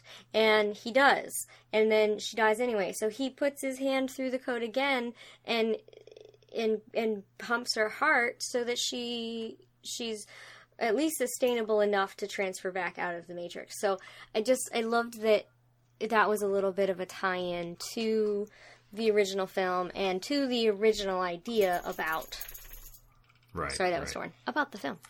Yeah, no, I get, yeah, definitely, and it's basically he's repaying Trinity for, bringing him the end of the film from last time, yeah. Mm-hmm. It's a cycle. It's poetry. It rhymes. So Morpheus doesn't understand how this prophecy hasn't come true, and Neo's like, "Don't you get it? This is all control. It's all bullshit." The prophecy, the Oracle's prophecy, was a system control to make us do what they wanted us to do. Mm-hmm. So, and then all of a sudden we get the Sentinels come in, and they're right out of their EMP range, and they're going to throw. We saw it before. They start throwing bombs at the ship. So they threw a bomb at it, and they all abandon the Nebuchadnezzar, and Nebuchadnezzar gets blown up by this bomb. And Morpheus says, "I have dreamed a dream, but now that dream is gone from me." And they start taking off through the wasted ruins. Whoa, it feels different. It feels like I'm still in the Matrix. Yes, and Neo then sees the Sentinels coming at them, and he uses his power. Force lightning like the Emperor. And just knocks them all down. So just stops them right as they're attacking him. Right. Then he passes out. And who's there in the bed next to him is Bane. His girlfriend Bane. Yes, Bane. Yeah, Because he's the only survivor of the ship that was hit, that we actually saw the bombs for the first time from that Captain Soren's ship, right? Yeah, Captain Soren. Yeah. Mm-hmm. So, and that's to be concluded. And then in the to be next concluded. movie. Yeah. So, who wants to go first on this? Matrix Reloaded. Dave. All right. I remember seeing this movie in the movie theater. I remember the manager coming out and talking to us and saying, "Thank you for coming to see the Matrix Reload." He said it so many times. He never finished the word Matrix or Reloaded. It was kind of funny. This movie's pretty good. Like, I mean, I'm trying to block out the third one, and like this movie's got so much promise. They're like introducing new things to us, like this Matrix within a Matrix that they keep talking about over and over and over again. Subtly things. I mean, like this is called foreshadowing. There's lots of foreshadowing for what the next movie could be, and it's super exciting. I can't wait to see what's going to happen in the next movie next week with this Matrix and a Matrix that they keep showing us. I want to see how that goes because the Matrix, it just seems so like I'm so excited because the Matrix. This movie's talking about all this layers of control, and everything's about control. The machines, the Oracle, the Architect, everything is coming together. And so we're seeing all these layers about how humanity is controlled and how choice is just an illusion. And I think it's very fascinating. It's very interesting. The movie itself was good. Just like we've said all throughout, the fight scenes are kind of overdrawn out. So that was kind of annoying. And most of the plot dumps, I mean, you get the first plot dump at the Merovingian, you get the second plot dump at the Architect, and everything else is just a lot of fight scenes to string together this stream of consciousness. And I think the first movie did a lot better job of balancing philosophy and deep thoughts and the action. I feel like it was a lot better balanced, where this movie was balanced a lot harder toward the action and a lot less toward the philosophy and a lot less toward the intellectualism that made the first movie so wonderful. Yeah, they didn't interweave it as well. I think it was like action, information dump, action, information dump. And it wasn't like, and none of it was light either. It was like a lot of fighting or a lot of information. And it wasn't sparsed out. And the thing, I think one of the most disappointing things about this movie is the last movie is in the end of the last movie, like Neo's like talking to the Architect, presumably, or the Matrix, the mainframe, whoever he's on the phone with at the end of the movie. He's like, "Look, I'm going to wake people up. I'm going to start like getting them to understand what's going on. I'm going to start freeing their minds." And none of that happens in this movie. He's not. That's because it was supposed to be the Animatrix. That's the gap. Yeah, the gap is the final fight of the Osiris. It directly ties into this, but I mean, he's not really opening their minds. And I thought he would have like taught Trinity and Morpheus how to fight better, since he's like he's understanding like how everything's tied together. I think they mostly, actually, Morpheus and Trinity definitely have leveled up since the last movie. A little bit, Indeed. but I would say a lot of it. They did some crazy shit in this movie, especially since a lot of their stuff in the Matrix is coded in. They can code those skills. Yeah. I felt more of anything that this movie's the pacing's way off. Mm-hmm. Like that's where this movie really suffers. It's like the rave orgy scene, the long fight between the Neo and the Smiths, the Architect information dump, the Morpheus talking over and over is like so long over that part where they're setting up to take over or to shut down the power system or power station. There's just the pacing just seemed really off on this movie. I mean, everything else is. I mean, the ideas are all there, the action's there, the style's there. Yes, some of the CGI doesn't totally hold up, but I mean, I could give that a pass. I mean, that's not ruining the movie for me. Right. So yeah, I definitely agree. There's definitely pacing issues, and I just like it's not as well interweaved as the first movie. It's like I don't think they really thought they were going to make a second movie because the first movie is just like it's really well done and really well crafted, and it's like, oh wait, we made money, so let's cobble together 2 more movies and try to make it a mythology. And it's this movie is setting up for a lot of great things, so it'll be interesting to see how that pays off or it doesn't. Mm-hmm. Holly, what about yourself? So, I kind of said a couple of things, and there was one thing that I was really hoping would come back to me, and I just could not remember it. But going in order of the film, I did write down a couple of things as we've been talking. So one of the things I wrote down was the earlier you had said something about Z and Link. Mm-hmm. And right. and how could you imagine like treating your spouse like that when they come back from ship or whatever?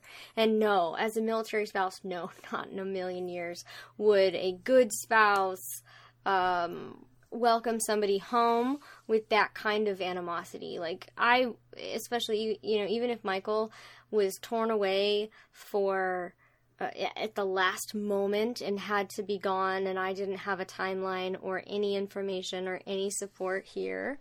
Like, if he showed up at my door, I'd be like, fuck yeah! I've got beer in the fridge waiting for you. Like, welcome home. Holy shit.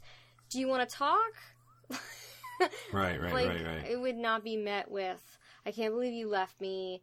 Both my brothers are in the military, and I have an adopted brother as well who served in Desert Storm, and so like I know, I'm not saying I know how it is, but you don't treat your spouse that way.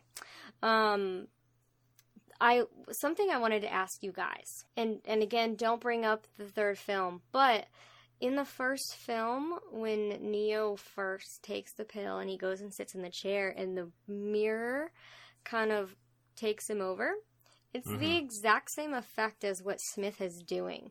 So I'm thinking that's some kind of foreshadowing and some at least very early depiction of that, of his ability to see the future. Because even when that happened, his group, they were like, what is that? They didn't even know what it was. I would say I think that was just a product of that time, the early, late 90s, early 2000, and I don't think when they did the first Matrix they ever planned on doing two more. Oh, I absolutely agree with that. I don't think they did at all. I think it's just it's the same thing as when you see Terminator 2. You have that liquid metal Terminator. I forgot what version he was. T-1000. Yeah, that's the same idea. It's just I think it was easier for them to do that kind of CGI at the time. Well, I was hopeful. I was hopeful maybe that was some kind of foreshadowing or prediction of Neo's powers. I thought that was cool. Yeah, I don't think so. I really don't think they had a second, third one planned out. It just made oodles of money, so it's like, oh look, we can make more. Mm-hmm. Right. Kind of like what they're doing with Avatar. Yeah. So another thing I had written down was Fern Gully in space. You mean? Yes, exactly like that. Your ass in space. Okay, so ass in space. I do not approve of this message. Okay, so the architect. I didn't feel like the architect was being truthful. I felt like he was lying to Neo. Kind of a form of self-preservation rather than truth. Also, I don't think the David... architect has anything to lie about. What? I don't think the architect has anything to lie about. Who knows? He's completely in control. Like he's got everything Is he planned or out. is he not? See, that's the thing. At this point, for a viewer who has just now seen this film and has not seen anything to come, to me, I don't trust the architect. I don't believe that he is being truthful. It seems as though he's lying to save himself or to at least maintain control by taking control away from Neo.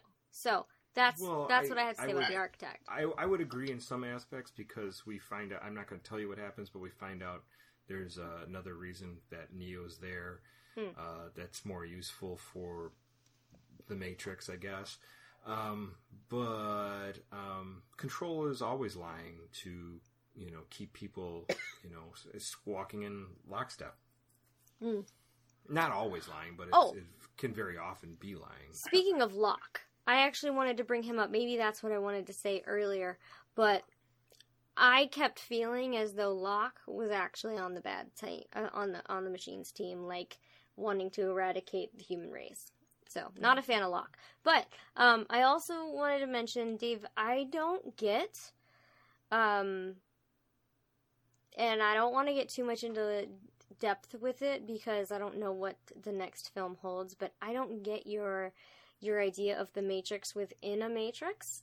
And if you ask your fiance, I am very quick to pick up on things, and I did not pick up on this. Well, so I mean, like, yeah, but you just pause for a second and just think about this for a second, Holly. How the hell did he knock those Sentinels out of the air?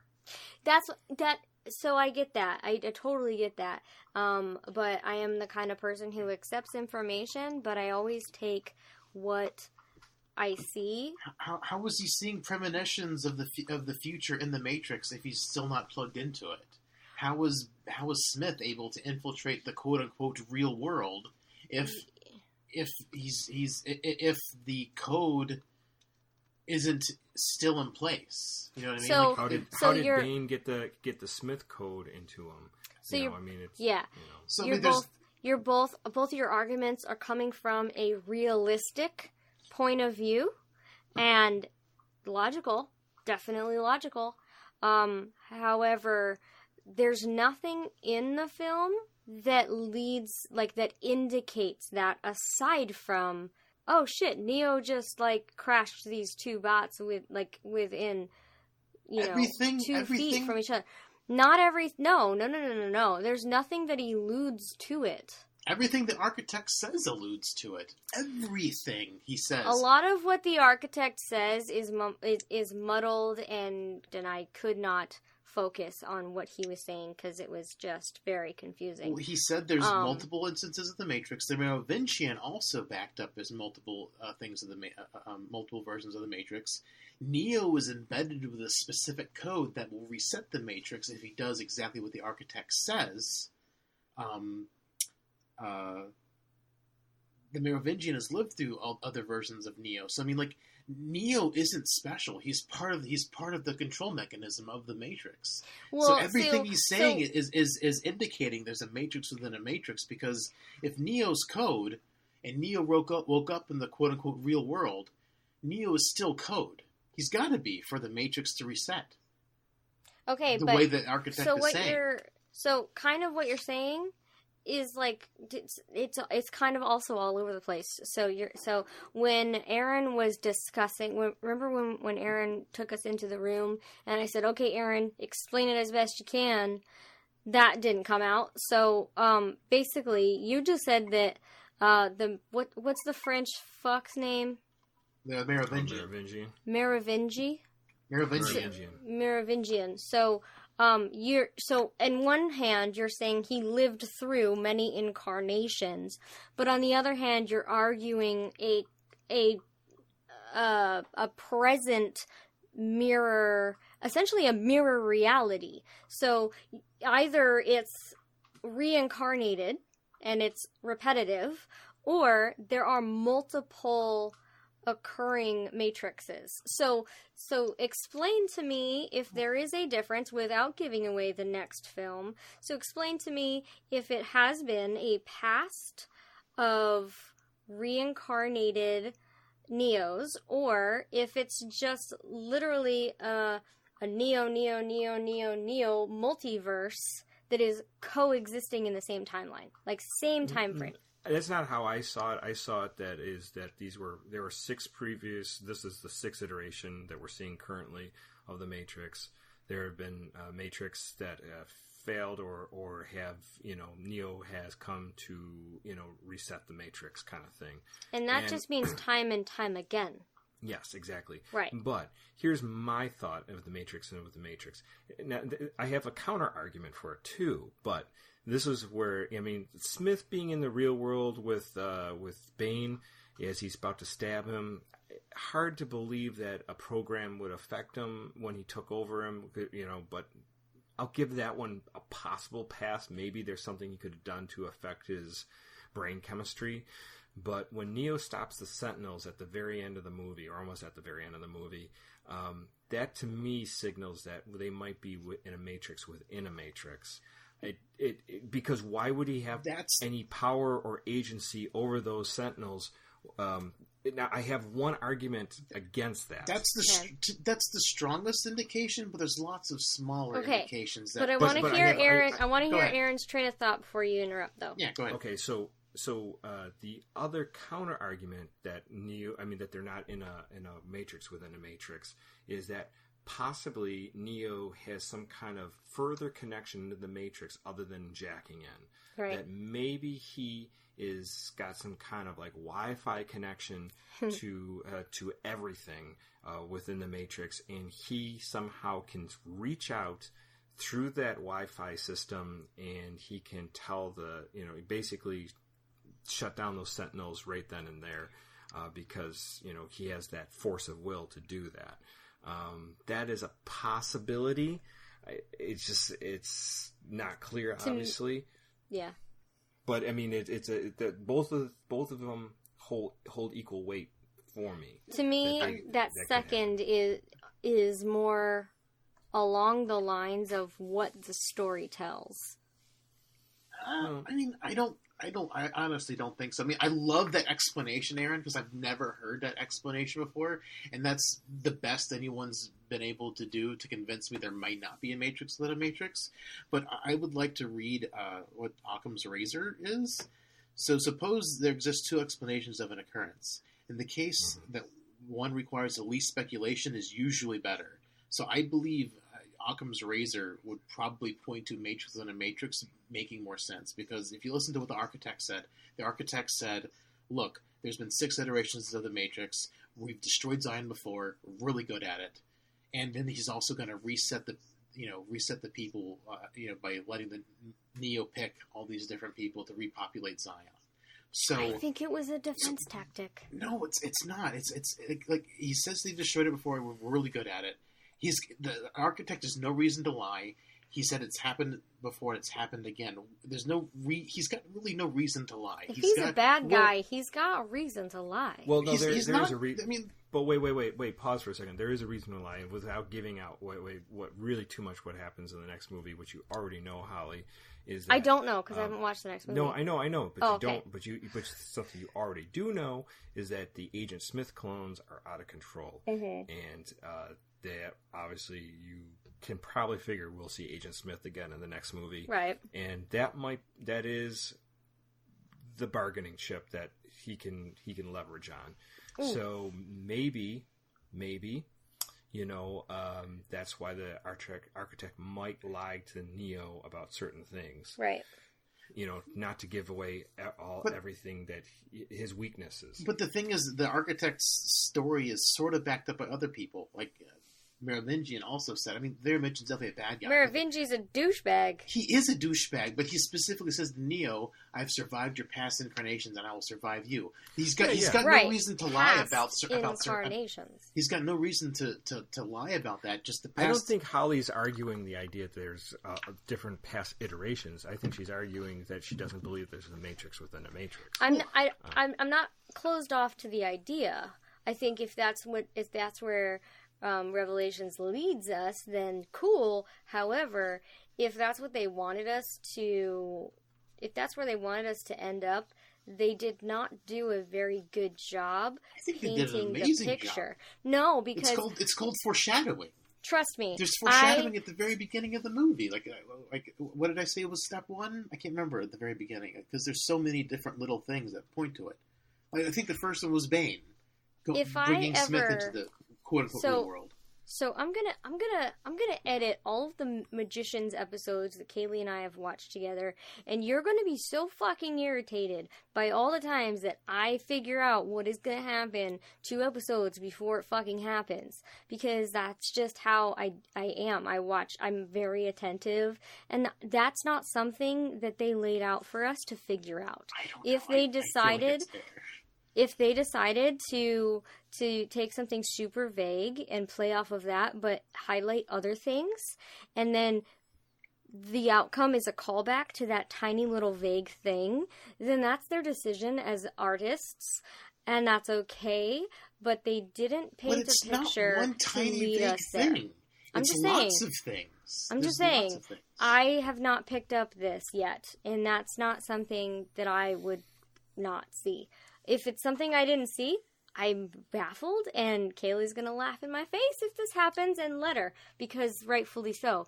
But yeah, This is just so you know. I mean, first of all, I mean, Dave, what have you watched this 16 times? I watched it so many times in the movie theater. Yeah, so he's dissected this more than once. So many times. I watched it at least 4 times in the movie theater because I wanted to see what the Merovingian was saying, and I wanted to see what the architect was saying. I saw this movie so many times. This is your first watching of it, Holly. I'm not trying to belittle that, but I'm just saying I have poured. Like I said, the first Matrix was my jam. I've spent so much time looking at this movie and analyzing this movie. And like I said, Aaron's explanation of what Neo is interesting, and I've never heard that argument before. And that sort of makes me question the Matrix of the Matrix. But there's so many other little things that I've mentioned that just... And there's stuff in the third movie that indicates it too, which I won't say because it hasn't happened yet. We haven't seen the third movie, but... It's there for me, and the third movie is very disappointing. I will leave it at that. Well, the only other thing I wanted to say, well, there are kind of 2 things, but one that's actually important. So as far as the question about Smith and his ability to inhabit what's his name's body, I think it's important to remember and to acknowledge the amount of makeup and time it takes for all the actors to have those plugs put on them whenever those are exposed. And I think that tech still resides in their bodies. And so that is he's completely capable of going back into that body, especially since the entry point into their skull is so deep that Smith could absolutely plant himself right inside of an actual human body with all that tech in them. So I think that's Smith. I wouldn't say that's the glaring thing right there, but it's a possibility. It gives you the inkling of maybe a Matrix within Matrix, but I don't see the Matrix between them in the Matrix. I just mean that Smith, I think he was able to escape the Matrix because of how much tech is actually in the human body in this new world. He could have implanted himself there, no problem, and been able to live out his life there fine. So that's all I'm saying. Because one of you, I think it was David, said that it's unbelievable that Smith could reside there in his body, but I feel differently. But back to the Occam's razor argument, where the simplest explanation is usually the more probable explanation. So what's simpler? Hold on. The what? Is that something in this film? No. If it's not in this film, then I don't know it. Occam's razor is just a principle that states the simpler explanation is usually probably the more right explanation. But you could see something as a simpler explanation. I could see something as a simpler explanation. But let me explain where I'm trying to apply Occam's razor. I'm trying to apply Occam's razor to the point of Zion itself. What's easier for a computer to do? Just reset the program, or you reset the quote unquote, if Zion's another Matrix, if the real world that everyone's experienced is another Matrix, what's easier to do? If rebuild it physically. Hold on, back up and start over, because you started with go back to Zion, and then you said if Zion's another Matrix. So my assertion is that everything we've seen in the quote unquote real world is another Matrix. So that would include Zion. Yeah, everything outside that we see. Everything outside the quote unquote Matrix is another Matrix. That's what I'm saying. So in the instance of Zion, if it's been destroyed 5 other times previously, what's simpler? Hitting a reset button on a video game that resets the world back to how it was, and then the game starts over again? Because the Matrix is talking about control, and control in video games is a very normal thing. Or physically rebuilding a real place in a real world. so it can just be destroyed all over again. Occam's razor would say the simplest explanation is just hitting a reset button and it resets back to how it was. Right. Because and everything's about computers and video games. It's very video game fantasy-esque world the Matrix is setting up. So right, and I agree with that. And then also the fact that everything's about control. And then the architect's all about control. He knows Zion exists. So, I mean, the fact that the world isn't perfect enough and a few people will reject the reality of the Matrix and they want to see this horrible, gritty world. So they invented a Matrix to the Matrix so that this real, gritty world they think is real. They think everything is so fucked up. It's just another method of control. Everything about this movie has been talking about control. So the real world being so fucked up and being scared that you're going to die is just another method of control. And it's just seems like it's got to be. But also in the same hand with Zion and being afraid that and living in fear that you're going to die and that this world sucks, Zion is not about being afraid. No, but I'm just saying it's a byproduct. It's not. I mean, what we saw. I mean, they're going to die, so they're going to have this giant celebration of life sex orgy thing. Like, it's just because they think the real world is so shitty. They think they're in the real world, but it's just another method of control because they've rejected the fantasy of the Matrix. And so, if they're presented with a real world that's shitty, they believe it's real because it's not the Matrix anymore. When it's just probably another method of control, because Occam's razor would state that resetting a video game is a much easier explanation than rebuilding a quote-unquote real place. If it turns out there's another Matrix within the Matrix and that's the purpose, I didn't see that coming. If that's the case, I don't know I don't know what to say. It's the thing is, I think more and more when you watch it, and even when you get into Revolutions, there's even stronger cases than Revolutions that kind of hit this. You become disillusioned by the first movie because the first movie is very inspiring, and you're like, yes, you're breaking free from your bonds, and then you find out maybe all the stuff that we've been told, the idea of a prophecy of the one of Neo coming is just a system of control, and maybe possibly it's never proven, but maybe there is a Matrix within Matrix, and that's just another system of control. The movie's all about control, so I mean it makes much sense. We don't really know, obviously. I mean, it doesn't come out and spell it, so this is all theory. So, and there are other things that we can get into it. Holly, you wouldn't believe how much I obsessed about this. This was like... Oh, no, I get it. Like, this is a fascinating world that the Wachowskis built, and I get it. Like, definitely obsessed worthy. If you get a chance... Definitely obsessed worthy. If you get a chance, rewatch The Matrix 2 before you watch The Matrix 3. I should have a chance to read. Actually, I have the next 2 days off, so... Like, since you've had this conversation with us, rewatch the second one before you watch the third one, and then we can talk about it next week, because I think that's going to be really exciting. Because, I mean, like Sunday, I said, I've mulled over this so many times. I think we'll have to see, because next Sunday I actually have plans to go see Aladdin. I'm excited. So I'll try to rewatch it. I actually started The Matrix Reloaded today because I tried watching it last night and I was so tired I had to stop it when the Chancellor was like, "Have you seen the mechanics room?" I'm like, I gotta fucking go to bed. I can't go see the mechanics room, buddy. All I'm my sorry. toys are down here. It's sorry, I'm not ready to go for a walk with you. I gotta go back to bed. Yeah, I mean, you don't have to. I'm just saying if you get a chance. I will. If you think it will benefit me, I absolutely will. I mean, I thought seeing it 2 or 3 times in the movie theater benefited me because I needed to get the architect's speech banged into my head. Mm-hmm. Although you could probably just YouTube it now. You could just fast forward to each scene where they're talking. Yeah, like a lot of the fight scenes you don't really have to. No, just like watch the Oracle talk, watch the Merovingian talk, and watch the well, I can put the Matrix Reloaded is rated R, but I can put it on at work and pause it when people come in. Speaking of rated R, Aaron, you were not on the line when I was talking to David about this, but I read on Wikipedia that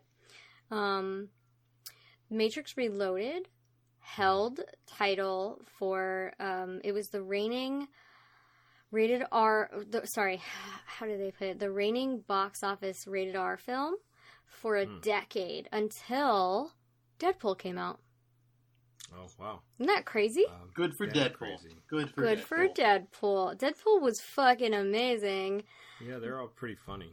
Yeah, but yeah, I thought that was cool. That was a fun little fact that I had read that I wanted to mention. But yeah, if you think it'll benefit me, I'll do that. And... I think so. Just rewatch the plot points. There's only about like 15 minutes of plot in the movie because they're all contained in these small little conversations. But yeah, watch those again. At some point, if you can, don't have to rewatch the entire movie because there's no point. I had to as a moviegoer because it wasn't out on DVD and I couldn't just rewatch the scenes. I needed to absorb it, so I saw the movie many times. Right. So, but yeah, like these movies were my jam. So excited, and I like talking about it. I'm trying my best not to get into the third one because this movie's got some great moments in it, and it still holds up pretty decently. Right. But I don't think I can talk any more about this movie without getting into the third one. So, you guys got anything else?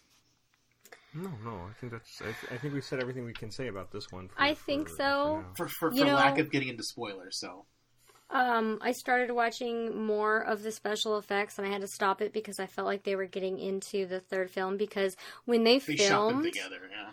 Well, when they filmed Reloaded and is it Revolutions or Revelations? Revolutions. Okay. Revolutions. When they filmed them all at the same time. Yeah. So the behind the scenes stuff spans both films. Yeah. So I had to actually stop watching because I was like, oh, I haven't seen that scene, so I had to turn it off. But I think it's fascinating how this film happened. A lot of the actors are super proud of these films. And I know David... I'm sure a lot of work went into them as actors. Oh, definitely. And I know you're kind of dreading talking about the third because you didn't care for it. But I don't know. It pulls down all my hopes and dreams. I know haven't or doesn't acknowledge them. I'm really disappointed in myself as a sci-fi fan for not seeing these last two films. I don't know how that happened. I was a poser, I guess. The Magicians jinxed you. That's how it happened. Well, The Magicians came out in 2016. They retroactively jinxed you. It was in my mind. But anyway, I don't know. I'm excited to watch the final film, and now I do want to see the Animatrix, but I'm not going to invest in the video game, if that makes sense. Yeah. I don't think the video game's out anymore. Probably doesn't even exist, but... You can probably find it used online on eBay or something. Yeah, you'd also have to get a PS2 for a ton of money. And then you'd have to spend all the time trying to get through. Yeah, it's just not worth it. I would watch the Animatrix. It wasn't worth it when it came out, Holly, so I wouldn't recommend it now. I get that. But you know me, I love the behind the scenes, I love the motion capture, I love the voiceover. So that stuff really excites me, and you can probably go online and watch the scenes from the video game. You can probably watch someone do a Let's Play. You can probably just watch the whole video game, probably. And that's all I would need. Yeah, because I don't need to do it myself. Yeah, you don't need to. It wasn't that good. So, yeah, just watch someone else. I'm sure it's out there. It's got to be. Yeah. Well, yeah, definitely. All something like The Matrix? Yeah, I'm sure. There's lots of stuff online for The Matrix, I'm sure. So sorry for you listeners who've been here for 2 hours and you're like, are you going to be fucking done about The Matrix or not? Our pacing. You got a whole nother week. Another week. A whole nother week of The Matrix. And more Matrix than a Matrix conversation because there's more info about it next week. I can't wait. I didn't think we'd be able to talk about it because I couldn't remember when it started to rear its head, and it was definitely this film where it started to rear its head, so that's exciting for me. Yeah. I love to talk about that, and that's why I couldn't talk much about it. That's why I didn't have a whole lot to say in the first movie, because the first movie, there isn't as much to speculate on. The second movie opened up a giant can of worms, and then the third movie stepped all over them. I did like the Sentinels, like the way that they constructed, computer generated the actual robots. Like, I know a lot of that was actually, like, physical robots, but I thought they did really well with that. That was cool. Yeah, they look good. Yeah. But usually CG on things that aren't human look better than CGs on things that are human. The ghosts, because they did really well with the ghost twins. Yeah, they were cool. They did good. We didn't really talk much about them, but I mean, they were just there for action fodder. They didn't say anything. They were kind of a one-trick pony kind of thing. Yeah, they couldn't do much. Yeah. But yeah, anyway, let's say goodbye. Goodbye, guys. Goodbye. See ya. Well, thank you, everyone, for listening. Our music is provided by Warp 11. You can find them at warp11.com. Our intro is by Dave Wilkes. The show you can find online at Synthaholics.com. You can join the Facebook group at facebook.com/groups/Synthaholics. You can email us your burning ideas and theories about the Matrix at synthaholics@yahoo.com. On Twitter. Or Facebook. Yeah. Or Facebook. Go to the Facebook group. Yeah, Facebook group. Get on Reddit. You can also tweet at us at David_J_Duncan. Holly's at Lunar Thistle. Aaron's at Blackbird 2004. And the show is at Synthaholic Duo. And please go to Apple iTunes, rate and view us there. Say nice things about us so other people can find us. Also, if you can go to our Patreon, patreon.com/Synthaholics. Throw us a little cash our way. Helps us keep on bringing shows to you. And as always, if you know that there's a Matrix within the Matrix, if you know that this is a lie, please tell a friend, tell your relative, tell your roommate, tell your classmate. To reach out to us. Reach out to us. If you have evidence. We need the evidence. If you have tangible evidence that we are actually within a Matrix within a Matrix right now, at this very second, let us know. You there in your tin hat. Give us a call. Yes. Is there anybody out there? All right. Well, that was The Matrix Reloaded. This is dishwashing soap, spork, and dishwasher out. We're jacking out and off all over the Matrix. Face, neck, and chest. I am not jacking off on the Matrix. Squirt all over it, Tommy. Squirt it. Give me an exit. Let me an exit. Live long and prosper, one and all. Oh my god. Matrix within a Matrix. A squirt within a squirt. As long as you videotape it, so we can all watch it. Okay, Do I get to hug you after? The next time you tell me to squirt on anybody, yeah, I'm gonna punch you in the face. I didn't tell you to do it on anybody. I said on the exit. I'm just saying. Fucking gross. What? It's gross, okay? It's gross. Gross. Yes. I'm not still Yeah, all the orgies time. aren't for everyone, okay? Some Orgies people aren't want to for go back to everyone. their own room and have private coitus, okay? Or just light some candles and just do it themselves. By themselves. There you go. It is okay. To each their own. Different folks for different strokes. Uh-oh. Uh-oh. Someone's fire alarm's The going house off. is- The house is burning there's down. There's a truck backing up in your... Oh, dog's upset now too. Jacking out of the Matrix.